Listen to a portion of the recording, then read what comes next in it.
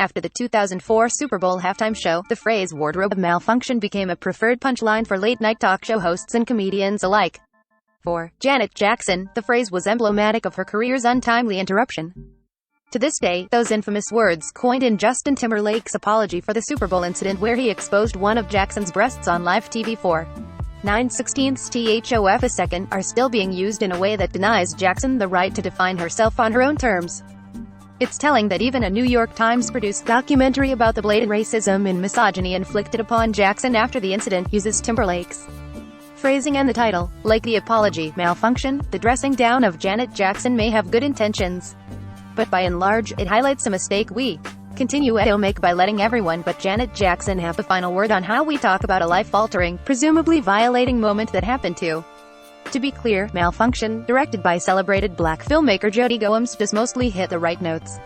It is rightfully focused less on dissecting any lingering mystery surrounding what happened, and instead looks at the unequal fallout that ensued for Jackson versus Timberlake, and what the controversy says about how black women are treated in America. Malfunction shows how Jackson was overwhelmingly blamed, shamed, and unofficially blacklisted out of her skyrocketing career by powerful white male broadcasting and music executives, like CBS' Les Moonves, who was later ousted in 2018 after multiple allegations of sexual assault. It maligns Timberlake for how he benefited from the privilege of smirking and joking his way through mealy-mouthed apologies, only to then, the very same year of the incident, perform and win at the Grammy Awards show that had banned Jackson. Malfunction highlights a mistake we continue to make by letting everyone but Janet Jackson have the final word on something that happened to her. But still, despite its best efforts, Malfunction leaves Jackson's own perspective on the incident wholly unclear, patching one together through very brief, piecemeal interview clips. What the documentary lacks in Jackson's modern-day perspective, it makes up for with other talking heads. Commentators give background on Jackson's early career to highlight how her body and sexuality as a black woman was carefully controlled by the white and/or male figures around her. A few black journalists and a black-owned media company executive offer important context about her groundbreaking significance, with some giving their own illuminating perspectives on how Jackson's career and the controversy that derailed it personally impacted them, too.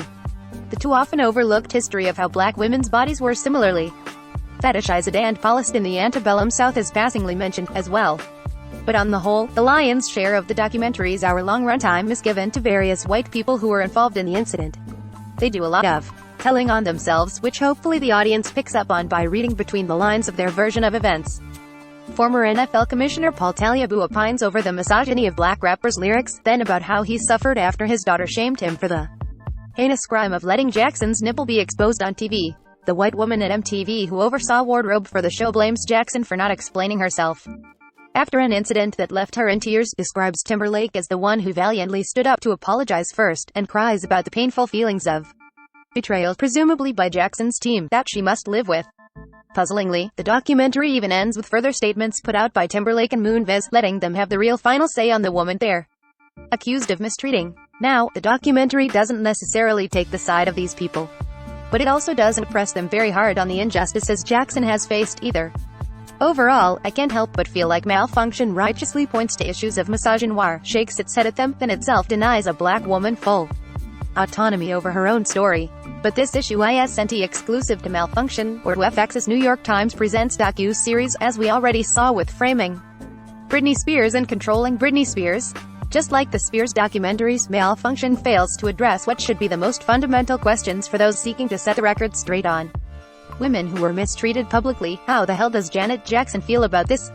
What about Britney Spears? What kind of say did either of them get over the rehashing of their traumatic experiences in their lives, and about who gets to tell the narrative on their behalf? Are they okay with a news organization profiting off these rehashings, even though it also profited off of committing the very harms it's now rewriting as a mea culpa to do better next time?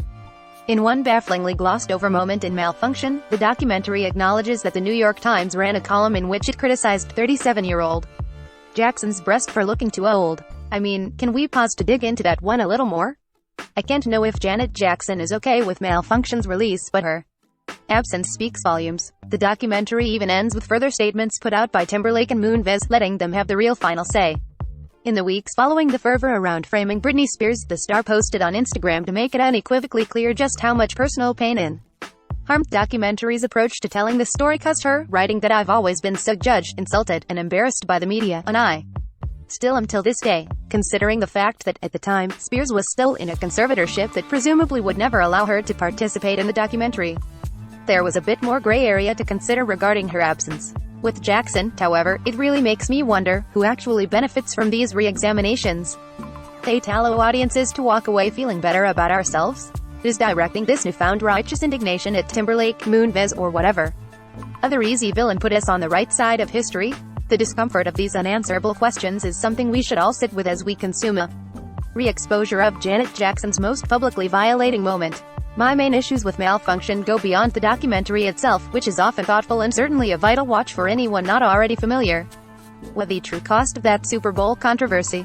The huge questions it raises were never going to be answered here, but we need to really think them through before consuming more of real people's lives for entertainment.